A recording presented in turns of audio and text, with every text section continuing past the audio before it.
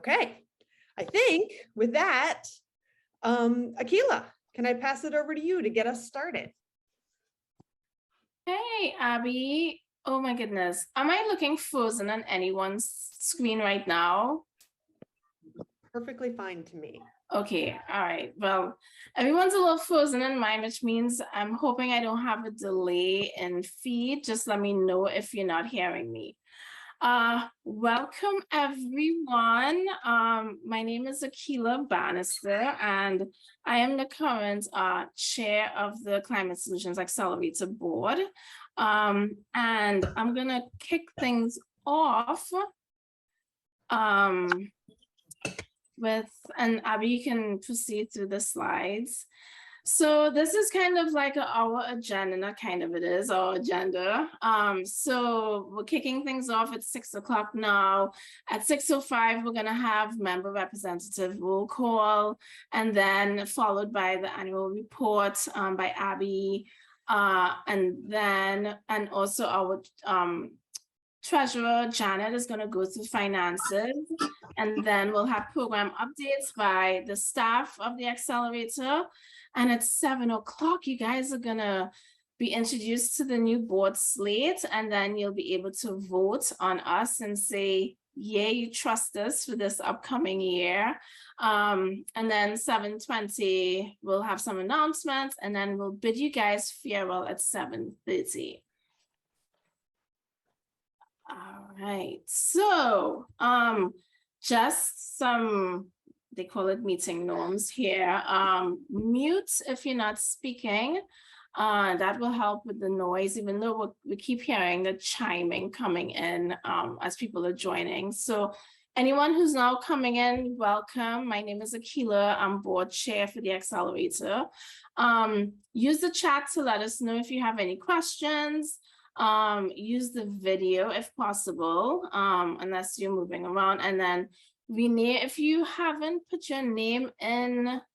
Yeah, okay, I think everyone looks good for now, but just in case, you could rename yourself under your picture with those 3 dots. I think that's that shows up near your name.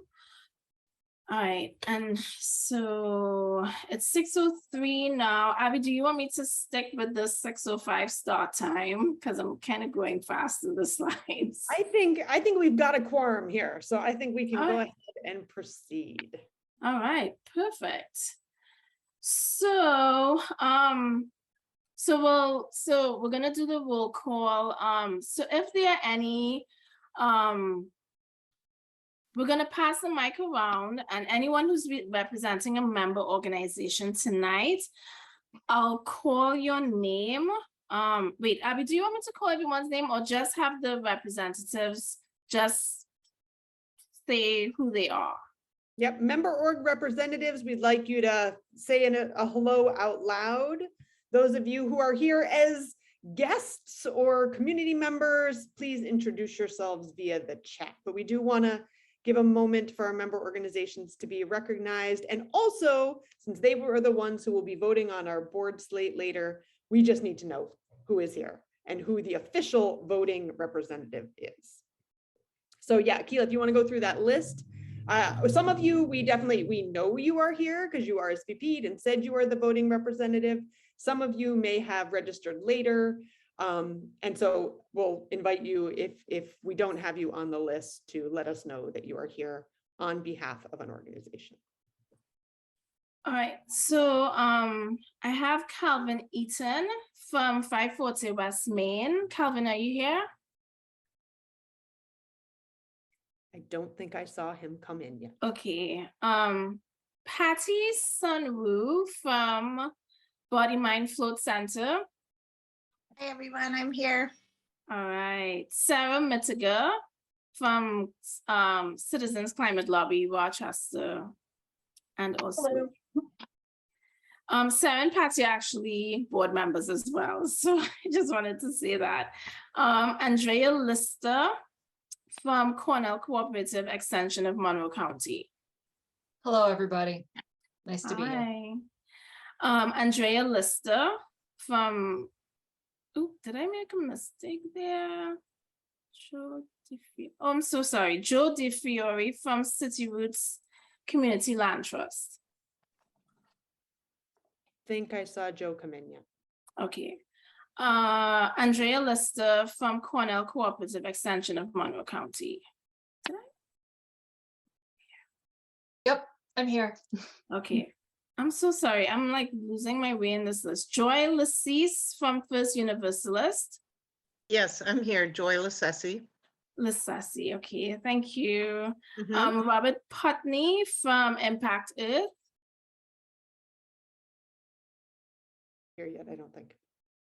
Okay. Mohini Sharma from Metro Justice. All right. Eric Koski from Orbit Analytics. Hello, I'm here and I'll be voting for Orbit Analytics and for Rochester, New York March for Science. Is that too complicated? No, not at Okay. all, Eric.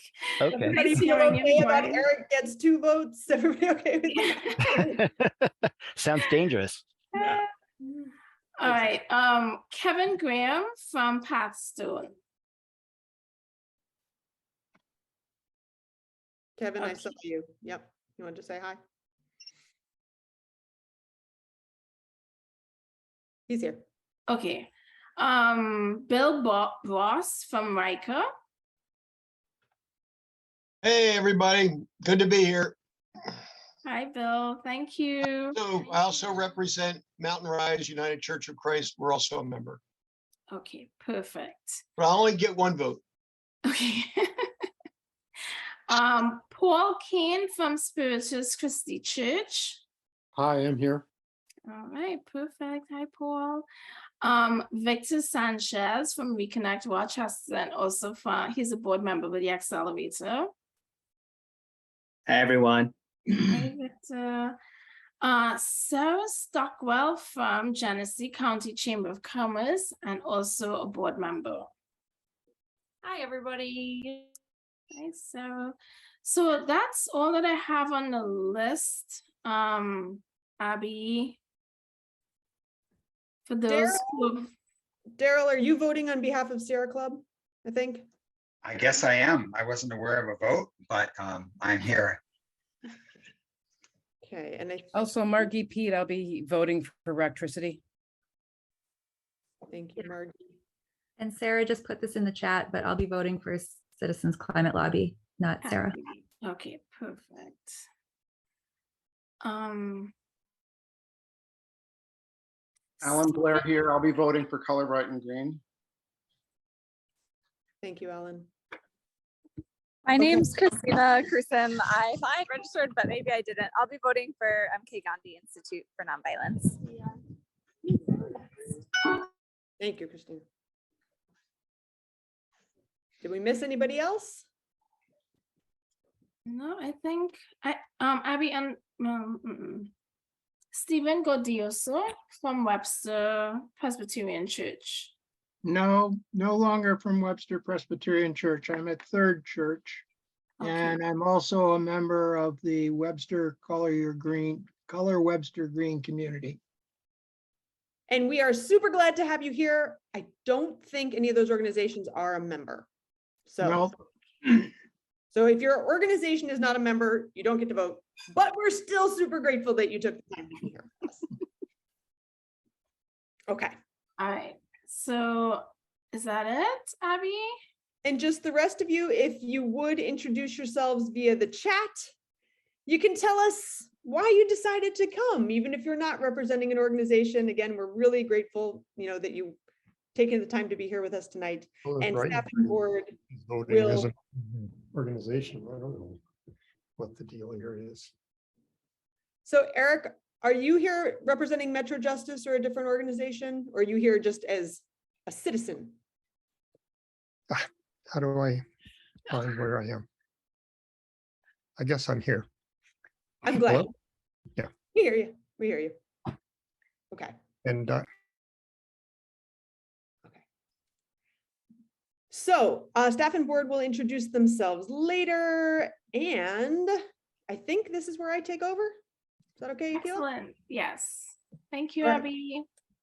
So it has been an exciting year, as pretty much every year is actually doing this work, never a dull moment. But here are just a few of our highlights from this past year on the slide to go through quickly with you. The big one being that after a lot of work, a lot of process, we did introduce this regional climate action strategy as part of our collective impact initiative. Kristen will be sharing a little more about that later. We also had the Climate Solution Summit back on Earth Day weekend last April.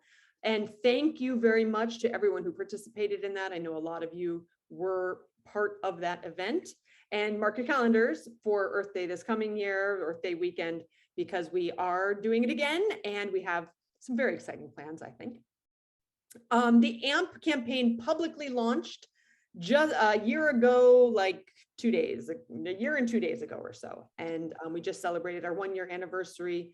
Again, we'll speak about that just in a little more detail later, but that was another one of these that was the outcome of a lot of planning and preparation and stakeholder engagement over multiple years that then publicly became a real thing in our last fiscal year. We also did receive this Regional Clean Energy Hub grant, which you'll hear about more later. You'll hear about it even though we're still not really supposed to talk about it, but we have a signed contract, so that's amazing. It is a NYSERDA grant. The state has not officially announced yet that this program is happening, so it's still a little bit on the down low, but we are internally celebrating and building the staff capacity to do that work. Brady's going to be talking about what's been happening with Color Your Community Green. We do have a number of new teams formed and then in formation. The DEC project that we have been working on now for, I don't know, since 2019. That was DEC funded project focusing on engaging renters in energy efficiency and healthy homes advocacy. We did complete that project this past year in partnership with Connected Communities. So that was really nice to kind of check off. And we participated in the Urban League's Interrupt Racism cohort, learned a lot through that process, and are continuing to process and implement a lot of the ideas that we were introduced to as part of that cohort. And we are continuing to grow our staff, as we will talk about, I think, on the next slide. So here is our current staff. There are 10 of us. I think at this time last year, we had 7 or 8 people. You'll see that we have had some turnover. Matt is no longer with us, which the Heat Smart Monroe campaign is coming to an end. So we'll be sharing with you what that transition is looking like. Juliana has also moved on, but Teresa has joined us working with finance and administration in her place. And as many of you may have seen, we are hiring some additional positions and actually are going to announce another one in the next couple of days. We, yay, have the money finally to hire a policy and advocacy staff member. So I am super, super excited, not only with the growth in the staff that's happened over the past year, the additional work that's allowed us to take on, but also what's coming over the next months and years, at least year, probably more than that. So here we are. You'll hear from many of these people later this evening. And I am just so thrilled to be working with these brilliant and committed and hardworking folks. So we're building a really great team. And this is where I hand it to our treasurer, Janet Stewart. Janet, take it away. Okay, thank you, Abby. I am going to, there we go, move all the pictures so I can actually see the numbers. So for those of you who might be relatively new or haven't been around since the beginning of the formation of this organization, the group has come a long way financially for sure. Starting, if you look at this chart showing the growth in revenues from the initial year of 17-18 up through last year, we grew exponentially. in the beginning 3 years, then hit the COVID situation, a little bit of a bump in the road, and revenue growth dropped from 292% down to 40%, which is phenomenal still in that kind of an environment. And for this past fiscal year, we grew by an additional 27% up to $632,000 in revenue. The very last column here shows you the budget for this upcoming year, or the year that we're in right now, fiscal 23. And you'll see the revenue is almost double in terms of what it was last year. And Abby's going to explain a little bit more about that, but the majority of that is related to the HUB grant, as are the increase in expenses, which are up a significant amount. The good news is that the increase in expenses is being budgeted to be less than the increase in revenues, which from a financial standpoint is very good news, meaning that, you know, we're trying very hard to be disciplined about spending and make sure that the spending growth doesn't overshadow the revenue growth, and that we keep our finances nice and solid. There were losses in 21 and 22 from a cash flow standpoint, but should be plenty comfortable as we go through fiscal 23. So Abby, if you want to turn to the next slide. This is detail of fiscal 23, showing the donations, which are budgeted to be about the same as 22, because we wanted to make sure that the budget was prepared in a very conservative way, again, so we don't get spending outpacing where we actually end up from a revenue standpoint. The big increases in the grants number, again, related to the HUB, and you can see the programs and personnel, which is the majority of the increase, resulting in the $71,000 profit that we hope to hit for this year. If you want to go on to the next one. This picture here is just giving everyone an idea of how the spending breaks down. You could see it in the numbers in the other slides, but picture is worth 1,000 words, right? So here you can see that 65% of the spending in FY22 went towards people and 22% went towards program. There's a lot of interchangeability there, but that total of 87% of the funding or the spending is really related to providing the services that we provide. And a very small percentage of it goes to administration, the events that we hold for community and fundraising and communications. And then as you look at the FY23 budget, the numbers are fairly consistent there, even though the income is quite a bit bigger. The spending is on administration is being kept in line so that it doesn't grow as a percentage. It's actually smaller as a percentage in 23. So then we can go to the next one. And this final slide from a finance perspective is just giving a snapshot to all of the members and staff about the cash position. In 21, we ended the year with 151,000 of assets, which is cash and investments. We had a PPP loan, and some of you guys might remember that was the government's grant or loan program that was given out related to the pandemic. And that loan then was subsequently forgiven by the government, so by the federal government, so it doesn't show up as a liability for this year. Our cash position this year is down to about half of what it was last year, which for a while there was, you know, something we were paying attention to very closely as a board, as was the team internally.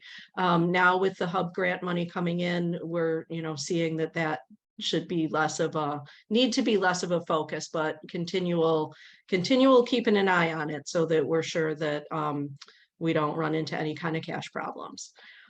Overall, I feel my personal 2 cents is that this organization is very solid. The budgeting tends to be very conservative, and you know, we're trying very hard. The team is trying very hard to keep the spending only consistent with to the extent that the revenues are growing. So I don't know, Abby, if you want to just say if there's any questions, shoot them in the chat. If not, we roll on, I believe, to Taryn to go into more detail about the fundraising side of the revenue. Sure. Yeah, you can go to the next slide, Abby. Hi, everybody. Good to see you all. I'm Taryn Mullen, the Director of Development at the Accelerator. And just to give you kind of a a little bit of a further breakdown of the revenue side of things and what our fundraising has looked like. So this past year, we raised about $499,000, which was 105% of our original goal and a 19% increase over the prior year. This year, as Janet already mentioned, our revenue number that's in the budget for our goal is a pretty large number. But it's actually a pretty modest goal given the fact that the majority of that increase falls in that grants line due to the hub grant that we're going to be getting from NYSERDA. The rest of our numbers, we kept pretty well in line with what we set for our goals last year in order to be kind of conservative. And I guess the only other thing I will just say is thank you all for continuing to support this work. We couldn't do it without the financial support and all of the other kinds of support that everyone contributes to the organization on a regular basis. And yeah, if you have any questions, I'm also happy to answer those and you can throw them in the chat. I think I'll pass it to Kristen now. All right. Thanks. Thanks everybody for being here. My name is Kristen Van Horwege. I'm the Director of Collaborative Action. So I work to support our Collective Impact Initiative, which, as Abby mentioned, most of you know and contributed in some way to developing the Regional Climate Action Strategy that was launched in April. And so now what's the point of having a strategy if we're not implementing it, right? So we are going from paper to practice, as I'm saying. And we had our first steering committee meeting rather in earlier this month in September. And just as a brief refresher for those who are not familiar, collective impact is the idea of bringing together cross-sector stakeholders to address a complicated social problem. So our steering committee, involves people from transportation, renewable energy, diversity, equity, inclusion, buildings, agriculture, right? Actually, all of the things that are part of our working groups. So we will be phasing in our working groups, which are oriented around where our largest sources of emissions are. We are still recruiting members for those working groups. So if you yourself are interested or have a good recommendation, feel free to reach out to me. But as the strategy says, this is really an all hands on deck sort of community approach. And so, if you belong to an organization or, work with your municipality or are interested in getting involved as an individual, there is a role for you to play. And we thank you for your continued support. We do have 2 pledges for climate action, the individual and organizational pledge that Brady is going to talk a little bit more about later. And we're also working on developing a shared measurement system sort of to track our progress and accountability for ourselves and our community partners to make sure that we are setting out to achieve the goals that we set forth in the strategy, and both short-term and long-term goals. So that's kind of where we're at in the Collective Impact Initiative right now. Next slide. But we also, this is linked, this is in the strategy, but also an action item for everyone here today. Every 3 years, the utilities file what is called a rate case, wherein they ask the Public Service Commission usually to raise utility rates. And it's also the place where they are basically laying out their map for the next 3 years in terms of spending billions of dollars in our energy system. And we have the opportunity to influence this. The accelerator has filed as an intervener. We submitted testimony yesterday as part of this, but all of us as the public get to tell the Public Service Commission and the utilities how we think they should be spending our money.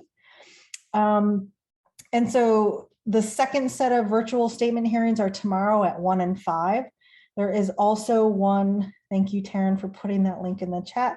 There's also one in October at 1 and 5. And, you know, it's really important that we turn people out to talk about the environmental side of things, right? Yes, the rates are very important.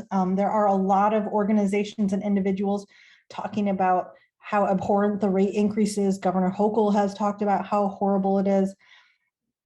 You know, they're not going to get 31.3% increase in their electricity, but we really need to turn up the pressure in terms of demanding an affordable and equitable clean energy future. And this is our chance to do so. Even if if you know nothing about utility rate cases, which I did not that long ago, it doesn't matter. You need to just, you know, we're just looking for people to show up and tell their story about like how your utility bill influences you or your family members, or, you know, what you think about the fact that, you know, this large company is going to continue to burn fossil fuels that are going to pollute our communities.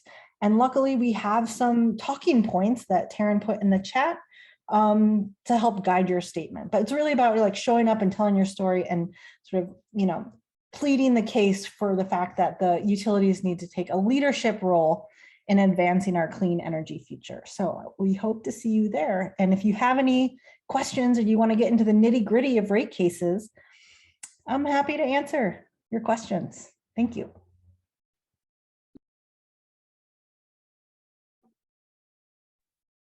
Good evening, and thank you everyone for being here. Appreciate you making the time to join us tonight. I'm Brady Ferguson, and I'm Director of Public Engagement, and I'm going to share some highlights of our Accelerator public engagement over the past year, starting with collective impact, because a lot of the public engagement work that we do has been around this collective impact initiative and developing and now implementing the Genesee Finger Lakes Regional Climate Action Strategy. So leading up to the launch of the strategy earlier this year, we did a series of focus groups. 4 of them were specific to certain sectors, and then we did another 6 that were specific to communities or place-based groups. And then we also had a public input session and accepted written comments and suggestions. So this was from February until April of this year. And I see some folks here today who participated in that. So thank you all for helping us and supporting this effort and providing your input. Taking all of that, and Kristen and everyone involved did a lot of work on taking the input and making improvements to our regional climate action strategy that launched officially on Earth Day earlier this year at our Climate Solution Summit. So that was exciting for us. And then after the launch of that strategy, a lot of our engagement now is related to the strategy and raising awareness of it and helping people and organizations find ways that they can connect or align their work with the strategy. So as part of that effort, we have our climate action pledges, and I'm going to put a link right now in the chat to the individual pledge. So if you have not yet signed the pledge, I invite you to do so tonight, right now, actually. You can click that link. It should take you to our individual climate action pledge page on our website. And basically it's a list of different actions that connect to the Genesee Finger Lakes Climate Action Strategy, but these are actions that individuals can do. I'm guessing a lot of them are things that you are probably already doing, but maybe there's something on there that you aspire to do, or maybe something you hadn't thought of yet, but you can just go through that list, check off whichever ones you want to do or are already doing, as many or as few as you like, hopefully more leaning toward the many side, but then you just put your name, email address at the bottom, and boom, it's done. So I invite you to do that if you have not yet done so. We also have an organizational pledge for organizations to sign on to. Similar idea, but really looking to get support of organizations. And the City of Rochester, Town of Brighton have already signed on, RIT, some nonprofit organizations, some businesses. So it's been great to get support there. I believe CCL, Rochester, and sorry, there are probably some others who are represented here, but I don't know them all off the top of my head. But thank you all who have already signed that organizational pledge. And if you're part of an organization that you think might be interested in signing that pledge and showing your support for the Regional Climate Action Strategy, I invite you to do so. And the link to that organizational pledge is also in the chat. So far we have 22 organizational pledge signers and 72 individual pledge signers. That's through the end of August. Wait until the end of this month before adding the new numbers in. But I really love to see us get up to 100 organizations and 1,000 individuals by next Earth Day for our next Climate Solution Summit coming up on Earth Weekend 2023. But we have a ways to go, so we'll see how far we get. Related to the strategy, we're also working on doing some trainings with organizations and how they can support implementation. So I have a few of these that I've scheduled, but if anyone is involved with any organization that would be interested in a presentation or discussion, it could be as long or short as it needs to be about the strategy and how it could involve organizations, please let me know. I'd love to speak with more organizations. And we're also working on an at-a-glance strategy overview to go along with the full version of the strategy. And we can go to the next slide.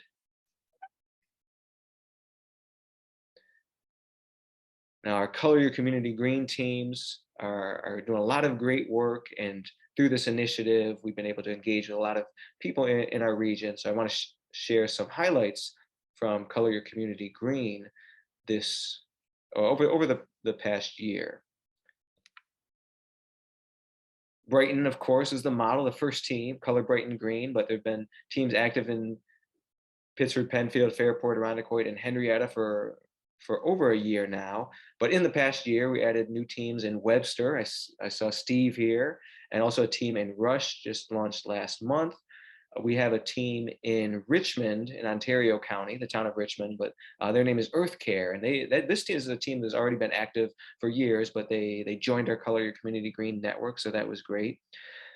If you know anyone in the town of Greece, please tell them we're having Color Greece Green launching officially next Monday, 6:30 p.m. That's going to be at Greece Baptist Church. And we appreciate that Cheryl Frank from Color Brighton Green, who's a pastor at that church, helped us with arranging to use that location for the launch event. In more unfortunate news, Color South Wedge Green is currently inactive, but we're working on developing a citywide Color Rochester Green team. Our public engagement coordinator, Andrea McLean, has taken the lead on working with folks in the city to get that going. So looking to launch that around the beginning of the new year. And also some teams in development elsewhere around our region. You can see the names there. So it's great that there's just so much interest in this movement, really. And next slide.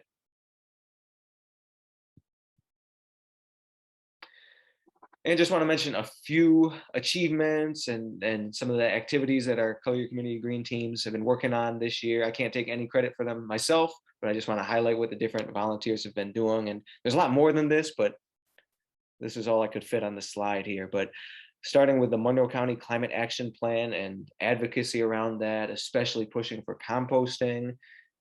Related to that, in Henrietta, they're already going with a plan to build a composting facility in Henrietta. So lots of folks working on composting.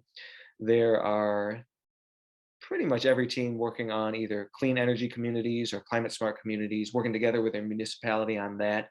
And the town of Pittsford actually just got New York State Climate Smart Communities bronze certification recently, and folks in Color Pittsford Green have been involved with that. So great job to everyone there. Some clean heating and cooling campaigns going on in different communities.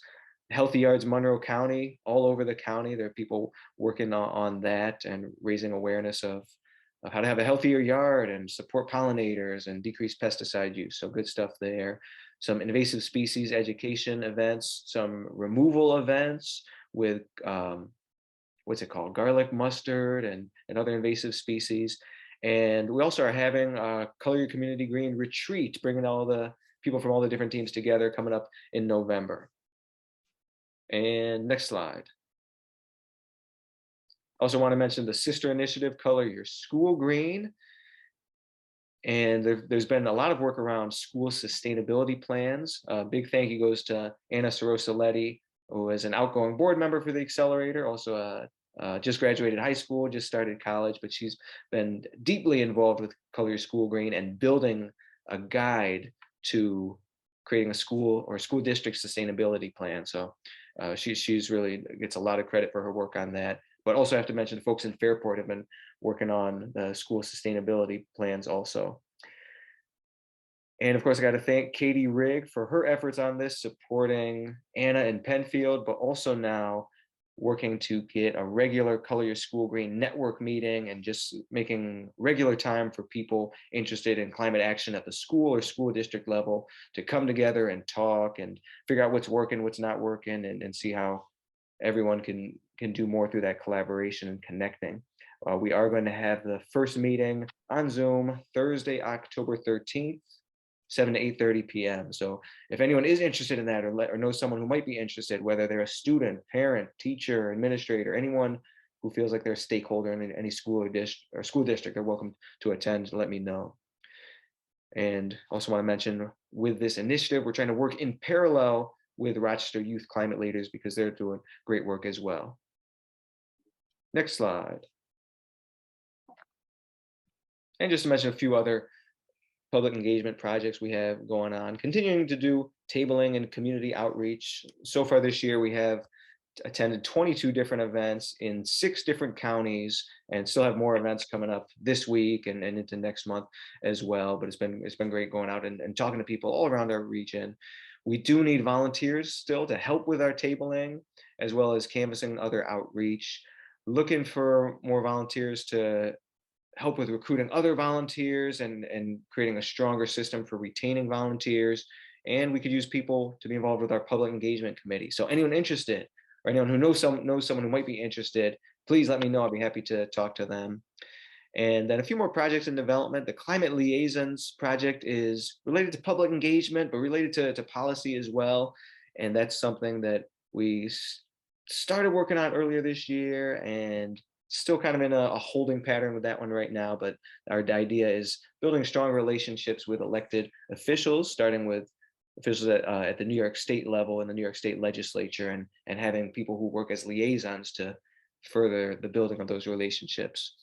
And just a few more projects in development: a meeting in a box, a tool kit for leading a meeting related to climate change, especially with people or groups maybe not so familiar with it. Doing community walks and doing deep canvassing are also things we are exploring. And I will turn it over to Jenna. Hello, everybody. Hope you're having a nice evening.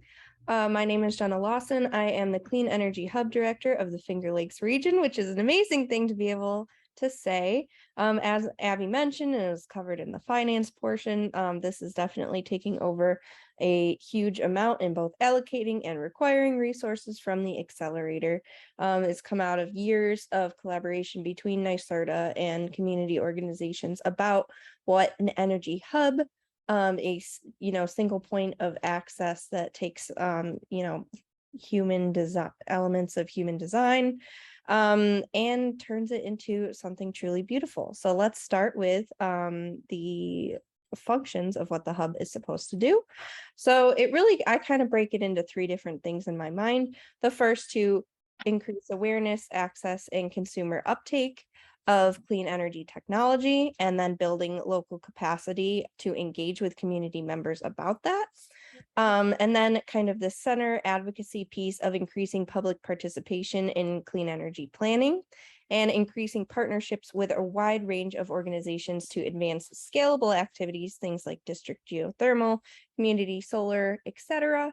And then in the last section of more workforce development activities, increasing diversity of participating contractors in the clean energy section, and also building career pathways that increase participation of diverse individuals in the clean energy workforce. So breaking that down into 2, of expanding the current HVAC installers, etc., other installers that are currently involved in the clean energy sector, and then also creating pathways for new people and populations to get into those existing workforces.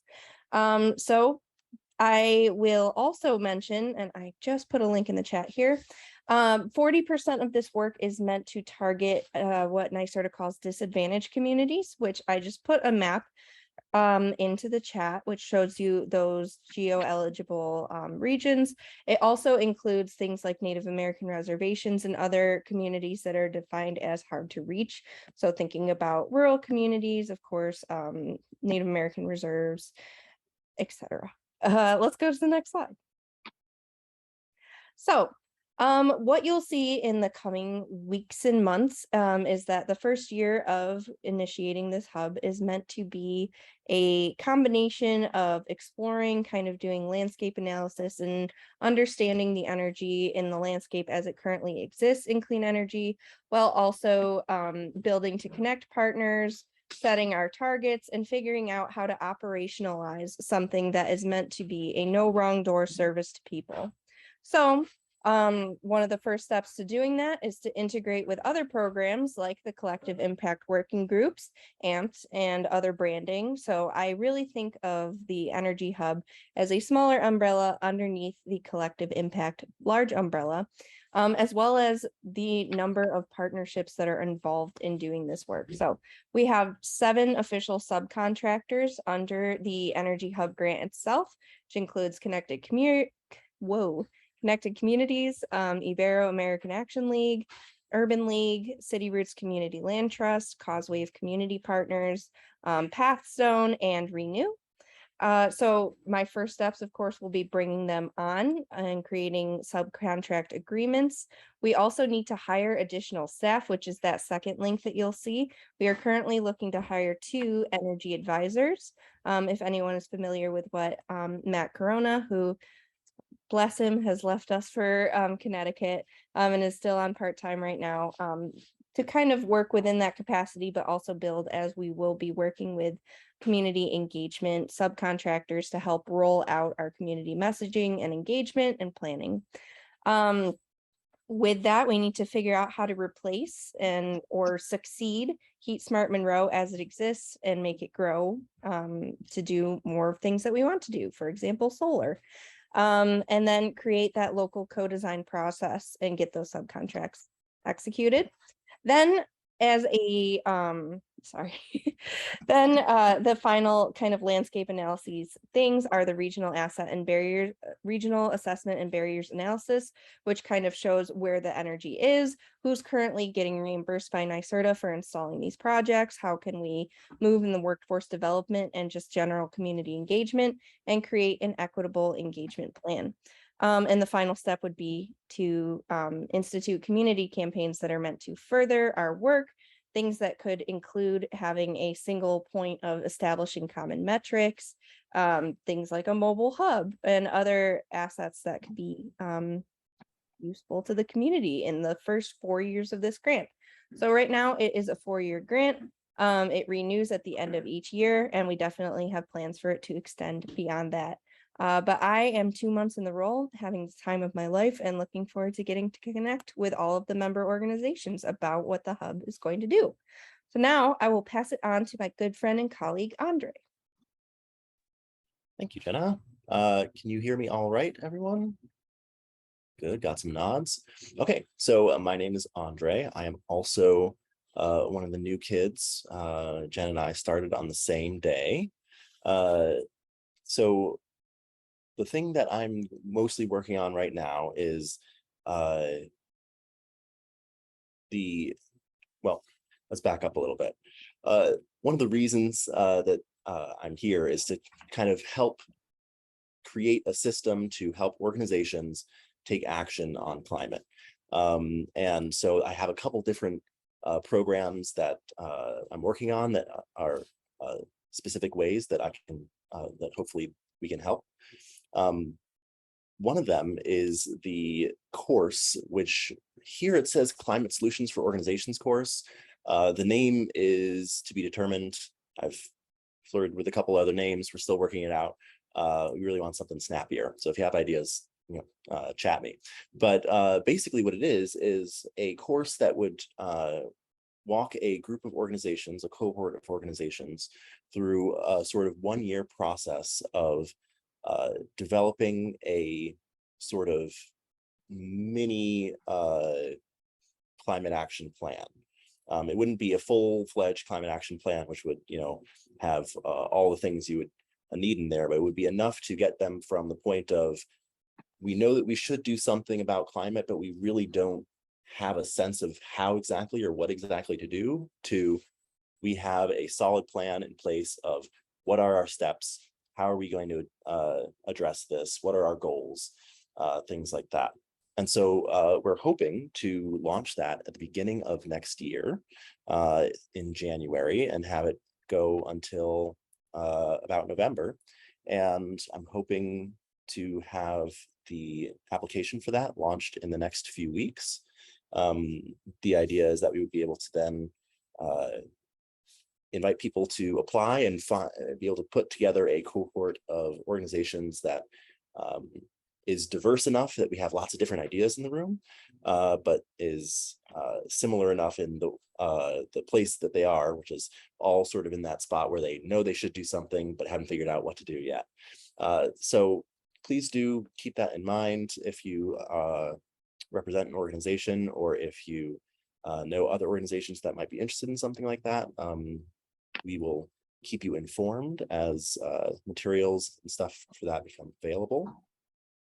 Another thing that we are working on is this sustainability consultant referral system. That's sort of like for the mid-range.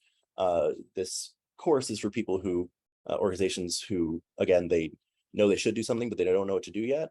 The sustainability consultant system is ideally for organizations that have a sense for what they want to do, but they don't know how, they need assistance, things like that. So we are on an investigative process right now to determine who are the sustainability consultants in the region, what are their specialties. We're just talking to some people yesterday trying to understand the landscape of that, and we're going to try to basically do the homework for you there so that we can have a short list and be able to provide that for any organizations that are looking to take on specific changes to their operations or their materiality, or their, understand their scope 1, 2, 3 emissions, things like that. And I guess let me wrap back around to the beginning of this list here. This is part of the collective impact framework, really, and it's similar to what Brady was mentioning earlier, that we do have an individual pledge for the in alignment with the climate, with the strategy that we created. There is a pledge for organizations as well. So if you would like to fill that out, you can access it on our website, and we'd love to get those numbers up, just like Brady said. I think we're heading for, was 100 your goal, I think, Brady? So it would be really amazing 100 to get that number. And maybe, hopefully, if some of you are in this course or in part of this last thing I'm going to mention, it'll give you the information and motivation you need to be able to sign that and make that pledge. Now, so this last thing is the one that is the most sort of up in the air. We have it listed as Membership Program 3.0 and or a Regenerative Business Roundtable. Basically, we've seen some successful business roundtables or organizational roundtables in other regions. There's one in Buffalo that has been pretty successful. There's some just across the border in Canada, and there's some similar things downstate as well, that basically provides an opportunity for networking, for education, for accountability. And so we are investigating how something like that would look. No decisions on that yet. It's going to take a little while because we have to figure out who all the players are and sponsors are. And then once we determine what the structure of that looks like, then we have to determine a bunch of other things about how does that align with our collective measurement system, because we want to be able to help people who are members of that program stay accountable to the goals that we help them develop. So we would like to be able to help people track some of that data. And that may or may not be related to our actual membership, like you here today, whether this is an extension of our membership and or it's something new and different. So keep your eyes out for that. That is also on the horizon. There's going to be probably some planning discussions about that before anything launches. So that should be probably later, but rather soon we should be hoping to get the course launched and the sustainability consultant referral system shortly after that. That's all I have. So let me pass it on to Abby again. Me. Yep. Thank you. So real briefly, our 2 electrification focused programs, as you've heard already, the Heat Smart Monroe program is officially coming to an end, and Matt has moved back to Connecticut. He was our campaign manager for that, though he is still working a few hours a week as we make this transition to the hub. For those of you who kind of do have these campaigns, community campaigns running right now, he still is available to support those to some extent. But we look forward to getting the new energy advisors hired and onboarded soon so that we can have more robust support for you there. But that campaign will officially end. I mean, kind of is ending, kind of has ended. But this transition period, our plan is to basically keep the website alive and up and running until it becomes clear what we need for the hub and what we are expected to do for the hub on NYSERDA's end. So you will continue to see that brand out there in the world for a little while, even though the campaign will be officially over. Similarly, the AMPed campaign, we will be exploring how to integrate AMPed into the hub and have it really support the hub. We are also hoping to expand AMPed beyond the commercial audience to also target residential customers. Not sure what the timing of that will look like, largely because we do not have funding to do that piece of the work. But that is where we are hoping to head with the AMPed campaign. And as I mentioned, we did just celebrate the 1-year anniversary of that campaign, which was really awesome, actually. We had a gathering at a construction site where they are currently, building out a district geothermal system. So we got to kind of see the bones of the building and how that is going in, and just convene the different partners and kind of hear how that energy and momentum is building. So both of these will continue to exist in some form or another, but also be rolled into the hub. And TBD on how exactly that's going to work and look. So I think this is the moment when I'm going to stop sharing my screen, and have a moment for questions. If you have any questions, feel free to either enter them in the chat or just raise your hand or speak up. Anything related to what we have already covered. I know it was kind of a lot. We just threw a lot at you.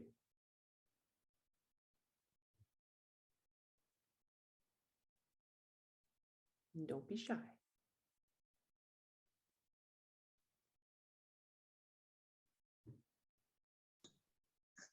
We were that clear. I find that hard to believe. Yes, Daryl, go ahead. Go ahead. I'm sorry to be a little bit maybe disconnected, but could you just clarify simply what it means to be designated as a NYSERDA hub? Yeah, we're still trying to figure that out. No. So this is a new NYSERDA program that it was designed to replace the clean heating and cooling campaigns, the Heat Smart campaigns, as well as their community education engagement program. Is that what SEEP stands for? I'm not sure. Yeah, SEEP, whatever SEEP stands for. And it came out of a very long process that started pre-pandemic, where a bunch of organizations, including ours, but from around the state, went to NYSERDA and said, NYSERDA, the way you do these community programs isn't really working and doesn't make a ton of sense. And NYSERDA was very receptive to that and engaged in this co-design process with us all, which again took quite a while, but resulted in request for proposals that we responded to. So it's a fairly significant grant, 4-year grant period. And for each regional economic development region in the state, of which there are 10, there's a hub in each region and actually 3 in New York City.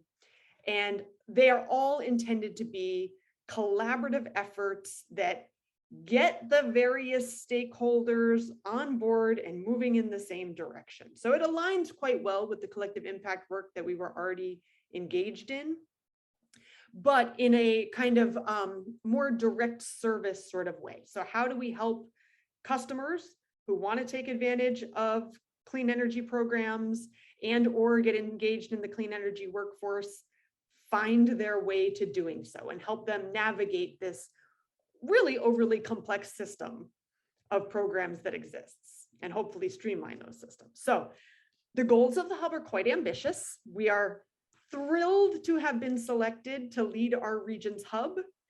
And we will all together co-design what the heck does this mean for our region. So that is what the work is figuring out what we are doing together and how we are going to do it more successfully than what has been done in the past. Did that make sense? See a couple head nods. Yeah. But it is a new program, so there is a lot that is still uncertain and information we are still receiving from NYSERDA about what we are going to be expected to do. I'm very grateful though, they're giving us a fair amount of flexibility to be creative with this work. So that's really exciting. Yeah, being at a question, obviously rolling back in time compared to 2015, 16, 17, there are that is a mouthful of initiatives that we just went through.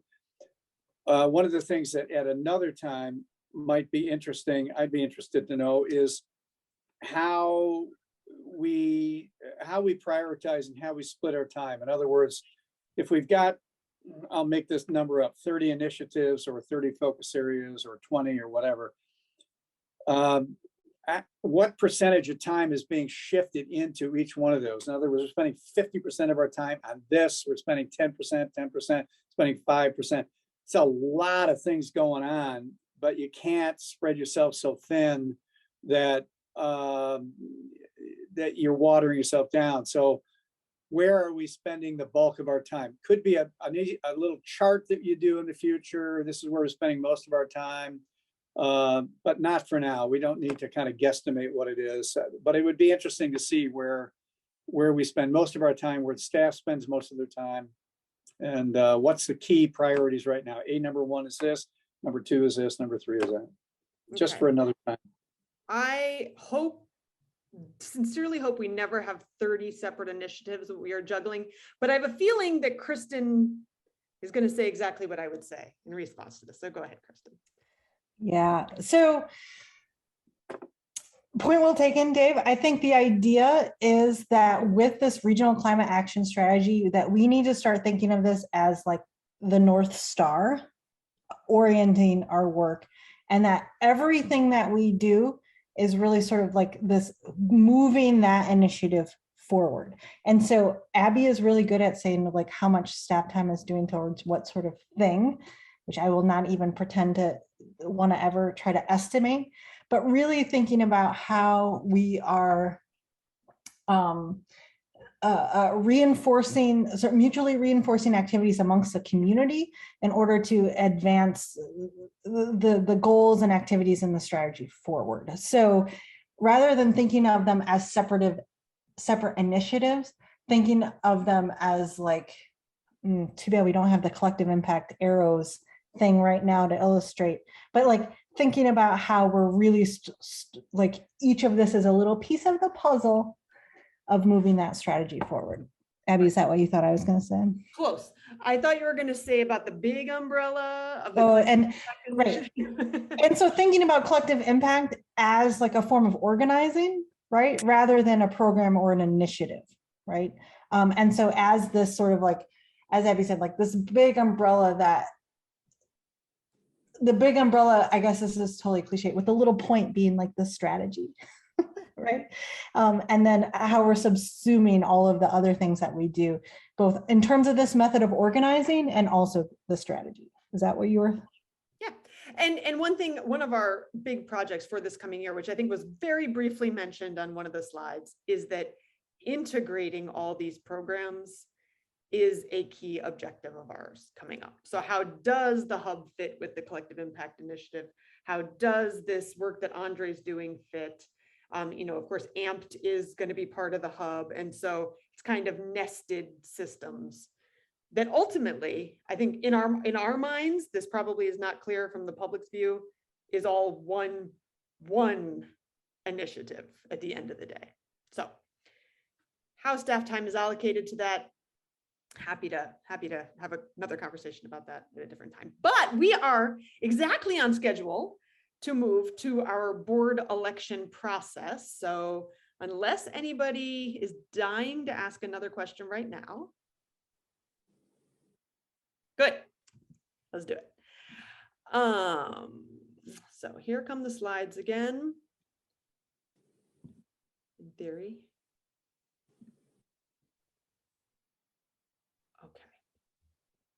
All right, so moving into the next big chunk of our meeting then, our leadership selection and election process. So our board is structured in a way that we have representatives from our different committees who sit on the board. Abby, just to jump in, are you intending to share something on your screen? Because we just see a white. Really? Oh, yeah. I totally see it. Just a big white block. Oh dear. Okay, let's try that again. It's clear as day on my screen, but how about,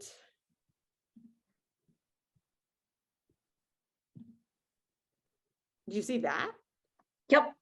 Okay, and if I push this button, does it look good now? Now it says It's loading. Now it's a big black screen. So you. All right, well, I tell you what, we'll go for this version, if you can see that. Yep. Yeah. Okay. Yep. So sorry. Either that or I could share if you want, Abby. Sure, Brady, you want to give it a try? You have the link right there.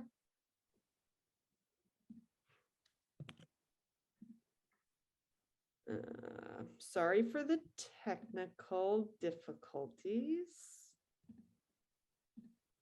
Okay, Brady, you should be able to.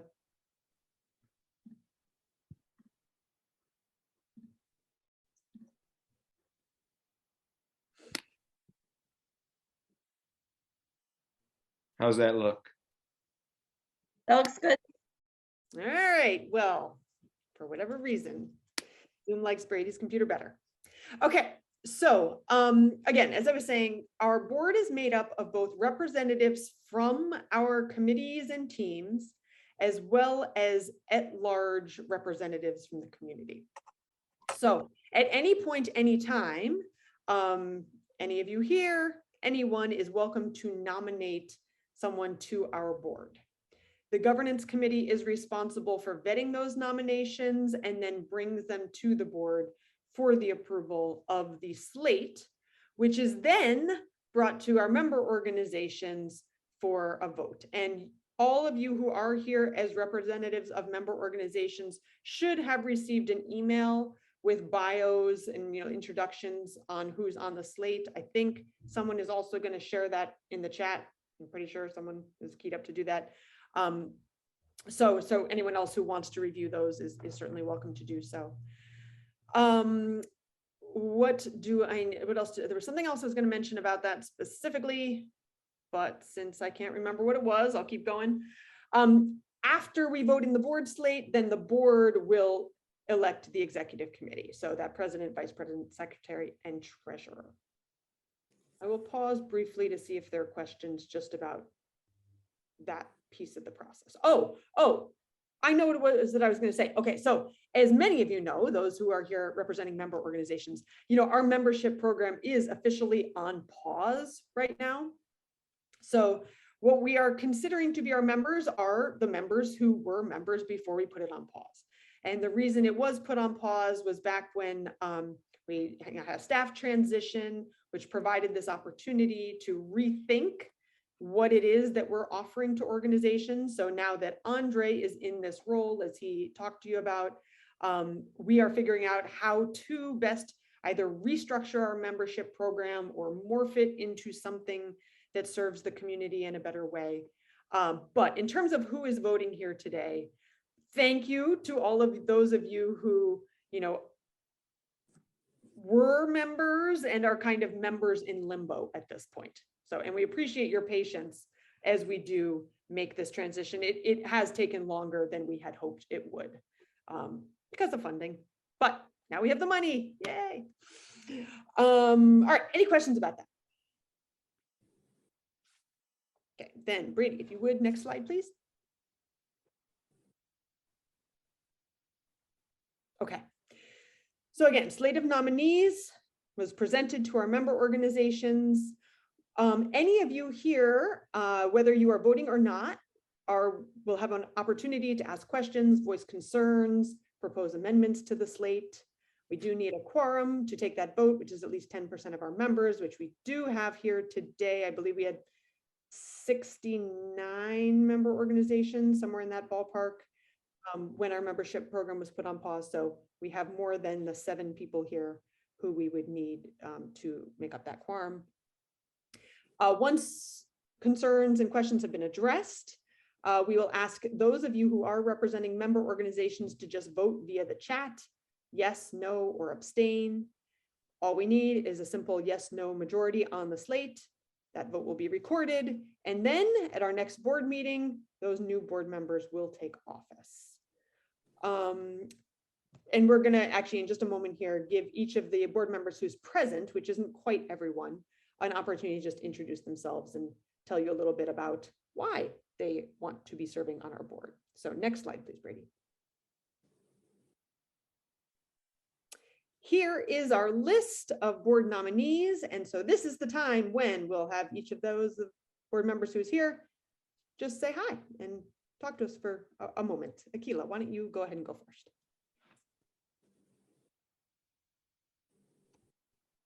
Okay, can everyone hear me? All right, excellent. So Akila Bannister, I'm currently on the board and I am serving as chair of the board right now. And I am just in terms of what I do outside of the Accelerator, I'm call myself a public servant. I work for the state, and you know how you see that little hurricane coming up, traveling past Cuba, coming to Florida. So my job is to help my agency prepare for disasters like that. I work with a vulnerable population, people with developmental disabilities. And so that's what I do on my side gig for work. And my work with the accelerators, because, even though I focus on emergency management, I think climate change has a direct impact on what I do in my job. And so I have dedicated my education and my career to helping folks understand that climate change is super important to our survival, and we need to find ways to help mitigate that in terms of the work that the Accelerator is doing, and also find ways to adapt to climate change. And so, finding ways that we can become a more resilient society. So that is why I'm involved with the Accelerator, and I love the group. I love the staff that's currently on board with us, and also the current board members. And so I welcome the opportunity to serve in some capacity this year, and thank you very much. Thank you, Akila. Why don't we pass it to Patty?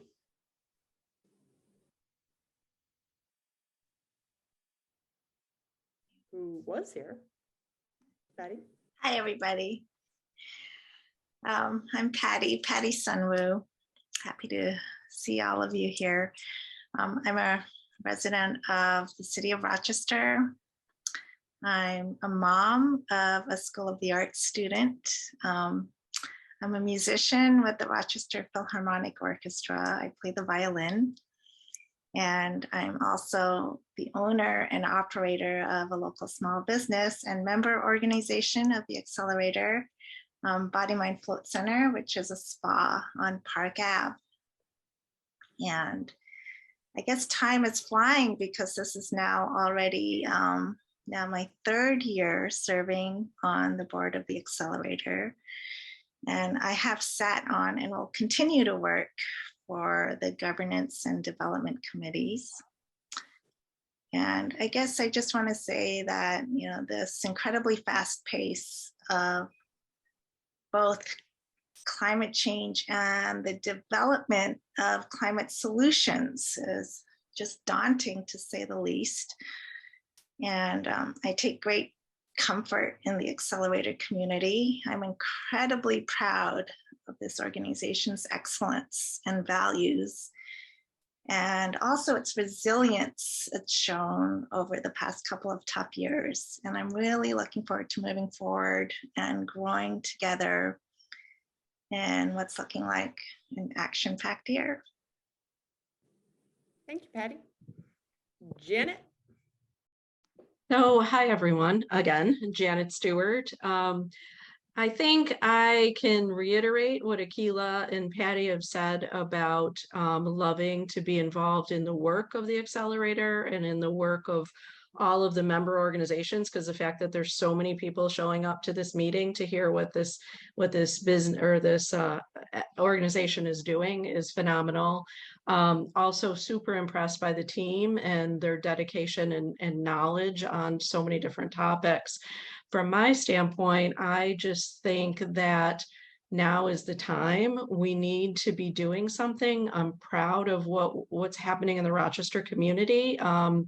And I feel like my contribution to this, and Patty and I have talked about this before, while I can't be Abby on the front lines and connecting with all the organizations, I can help support this organization by, you know, my part in it, which is the finance side for now, and making sure that, you know, we know where our money's coming from, we're spending it right, we're planning it right, and we're making every dollar count to get the most out of it and make sure that we can achieve the strategy, you know, that we want to achieve. So very proud to be part of the organization.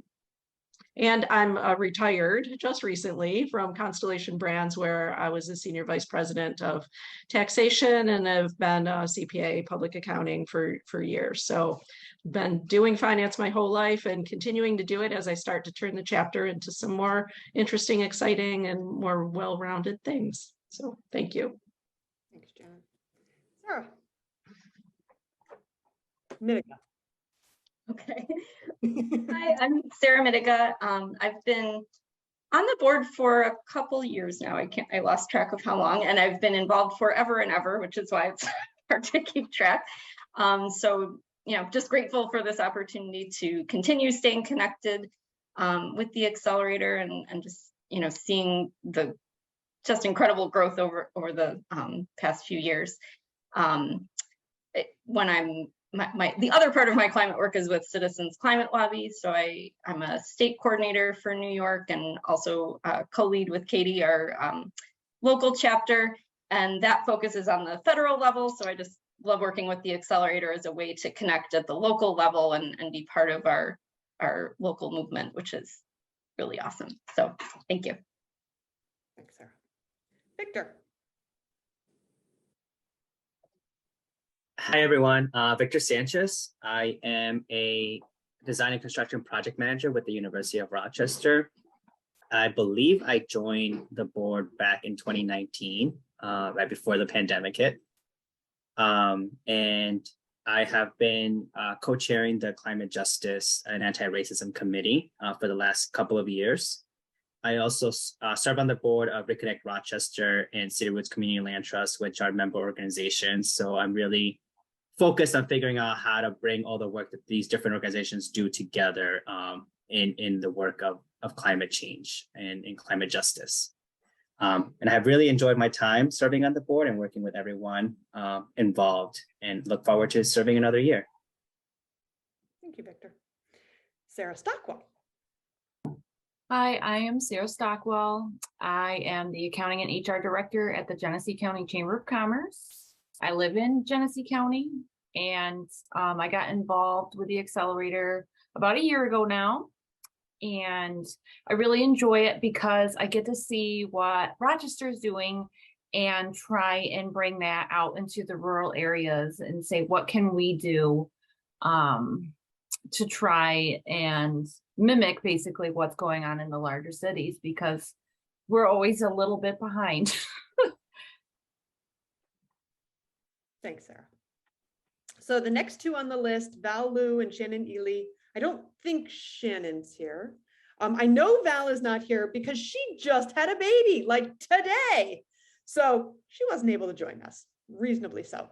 But so just so you have just a little bit of information about them, Val Liu is an emergency room physician at Strong, and Shannon is, I can't remember what her title is, it's marketing communications person for the Greater Rochester Chamber of Commerce. So they've both been serving on our board for a little less than a year now and are looking forward to continuing to be a part of it. And our two new board members, Mike, you want to introduce yourself? Yes, hello, good evening, everyone. I'm Mike Waller. I am the Director of Sustainability at Rochester Regional Health. I've been in that role that's almost 7 years now at the end of this year. And I've been interacting with Abby, I feel like ever since I started that role. We crossed paths at, it seems like, every committee or some sort of event. I'll see her there. I think we've ran into each other at the YMCA a few times too. And I'm very grateful that there is a group like this one here in Rochester, advocates for this kind of work. And I'm excited to be a part of it. Thanks, Mike. And last but not least, Dave. Abby. Hello. And Hello. hi, everyone. Yeah. Abby and I have known each other a few years and cross over in a lot of different areas. I'm a principal architect at a local firm here, SWBR. Victor and I have been trading emails in the last month and a half. And I know a lot of the folks here on this group through other associations. And I was pondering the question that Abby posed as to why, Mr.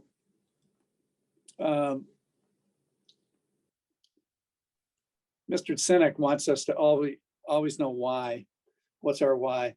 I think probably for me, it traces back to the fact that when I was in the primary leadership position here at our firm, I promoted and moved us to adopting the American Institute of Architects 2030 commitment, which is a commitment to, by 2030, that all of our work, every bit of our work in our firm, which comprises maybe 400 projects a year, would accomplish net zero and carbon neutrality by 2030, which is a massive move for a company. And there's 1,000 companies across the United States doing the work that we're doing that have committed to this. So we are very committed to working hard to reduce carbon utilization in every aspect of all the work we're doing and get to net zero. So that's a key motivator. The work that I do crosses over into a lot of areas, and a lot of the areas that we do work in that have to do with energy utilization, energy efficiency, and on and on and on. So it's kind of a natural connection in here to the accelerator, frankly, because I'm very committed to accelerating the pace of change here in the city and in our region, in our state as a whole. So I'm excited to be a part of the group. Thank you, Dave.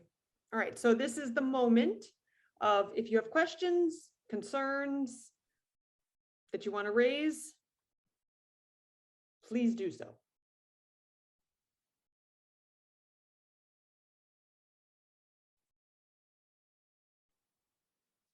Hearing none, I'm going to move us along, which is good because actually I'm looking at the time and we kind of need to move along. Abby, Katie has her hand up. Oh, Katie has her hand up. Go ahead, Katie. I just have a quick question about the lack of representation. Is that, Sorry, this your is a first. sound went crazy for one moment there, at least on my end. Can you just say what you said again? I noticed there are no students on this board of nominees, and I'm wondering, is that something that could potentially be fixed over the course of the year? Because I do think it's really important to have the youth voice. Yes, thank you, Katie. That is a great question. So in the past, and actually I think, would you go to our next slide, please, Brady? We have had youth representation. Anna was our youth representative for the past 2 years. And prior to that, Radesh Singh was our youth representative. We did try to find a youth to be on our board slate this time around and just weren't successful. But yes, especially if you, Katie, with the connections that you have, are able to help us identify an appropriate person, we would love to continue having youth representation on our board. So, good question. Yeah, it's a good question. We have a couple of students from RIT's Masters in Sustainability program. They would be excellent candidates. Thanks, Dave. Let's connect and talk about that. Mhm. Pausing for additional questions. So as you can see, this slide is about saying thank you to our outgoing board members. I see a comment in the chat regarding Anna. Her dad, Glenn, said we could reach out for Anna for students she might know of as well, right? Yeah, so we were looking, we're not able to find someone yet, but very much still interested in that and would love to have you all think about who the right person might be.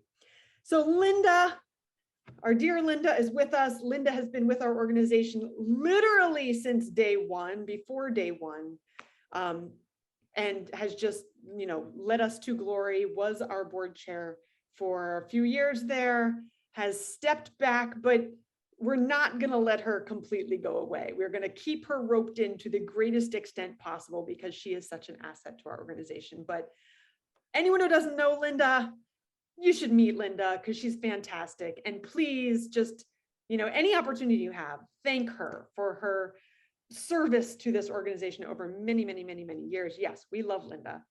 And now for the moment of truth, next slide, please, Brady. Let's vote. So as mentioned earlier, we're going to do this via the chat. If you are representing a member of organization, please say yes, no, or abstain. Is Joe Grinnan here and Daryl? I realized earlier, you both here, and do we know which of you is the official voting representative? Joe is here. Can we work that out real quick? Unless you guys have already done that, Joe or Daryl? Daryl's doing it. Daryl's doing it. Okay, so Daryl, please vote on behalf of Sierra Club. I see everyone else casting their votes. Andre is going to record those votes. As of right now, I think we've got a majority, but again, if you haven't voted yet, if you're here representing a member organization, please pop that in the chat.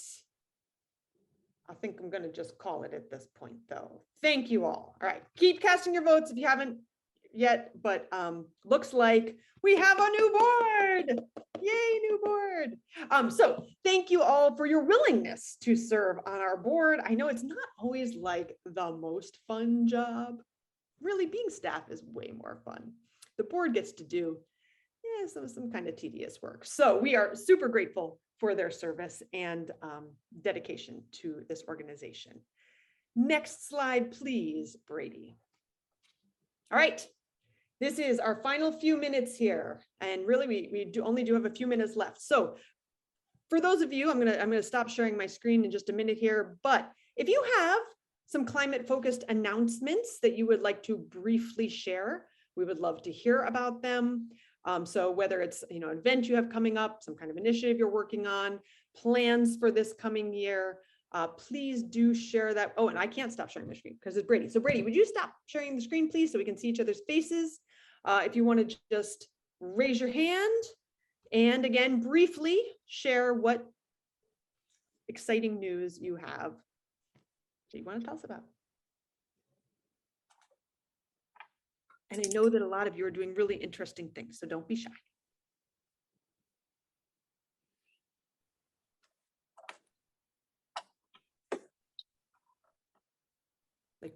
Thank you.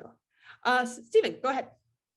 Yeah, just wanted to mention that although we're a relatively new group out here in Webster, we have taken on the initiative to try to get the community to sign up for a climate smart designation. We have some encouragement. We think we're moving forward. We're also trying to work with the school district to encourage them to adopt more initiatives that will lead to better outcomes in terms of climate. Thank you so much for the work you are doing in Webster to engage your community. And of course, if anyone knows people in Webster, send them your way, right? Yes. Okay, great. Katie, go ahead. So Citizens Climate Lobby is shifting a bit. We've always been about kind of cashback carbon pricing, very kind of laser focused, but we are expanding. In the next Congress, we'll be pushing for the clean energy transition and natural solutions and growing trees and preserving trees. So it's a really exciting change for us, and always remaining bipartisan, which I think is a really interesting focus. But that has, you know, such great potential for staying power if it's bipartisan. Thank you, Katie. And I know many of us here kind of got our start and developed our skills within the context of Citizens Climate Lobby. So if you want to learn how to lobby, talk to Katie or Sarah, or a few other people here. Great. Alan, go ahead. But take yourself off mute first. Hi, I'm talking with my New York Renews hat on right now. I just wanted to let you all know there was originally a rally scheduled for downtown. I believe it was October 18th. I don't remember the exact date, but it has been postponed to November 16th. So still Manhattan Square Park, still noon, but now November 16th. And I assume you will share details with us as they become available, yes. Wonderful. Thank you, Alan. All right, Joe. Yeah, as part of the National Drive Electric Week, we're sponsoring a show in Mount Morris on Saturday from 10 to 2, where people will be able to see electric cars, baby drive them, get some information on electric cars. So that's Saturday at Mount Morris, Main Street from 10 to 2. Thank you, Joe. And if any of you aren't on our Slack network already, let us know if we can add you to that, because a lot of these announcements will go through there and you see lots of good stuff. So to keep you up to date. Kevin, please take the floor. Yeah, thank you. Can you hear me now? Okay, good. Well, our Heat Smart Finger Lakes North campaign, which has been focused on the Ontario, Genesee, Orleans, and Wayne County, will be really kind of winding down. So we're doing this at the same time, kind of and co-hand along with Heat Smart Monroe. So we'll be ending ours really about the end of November is when everything is going to wrap up. So I just want to give you that kind of heads up that we're doing the same thing too. Thank you, Kevin. Thank you for all the work you've done on that campaign over the last couple of years. Yeah, it's been some time, but thank you. All right. I think that concludes our meeting. Again, really appreciate the time you've taken to be here with us tonight. We look forward to working with you over this coming year. As I think Kristen said, you know, we need an all hands on deck approach, of course, to addressing the climate crisis in general, but specifically, we would love your help with moving this regional climate action strategy forward and getting it implemented. So there's a role for everyone to play, and please rope your friends and family in too, because we need it all. And with that, have a wonderful night, board members and staff. Please don't leave yet. We're going to stick around for just a moment here. The rest of you, thank you. Thank you. Thanks, everybody. Thank you. Great work. Thank you.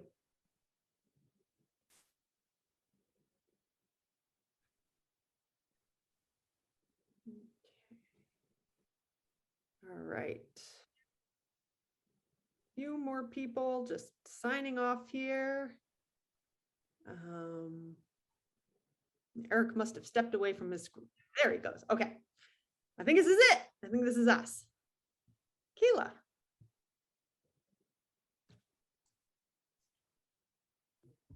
All right, guys. Are thank we you. still recording this part of it, Joe? Oh, no, thank you, Brady.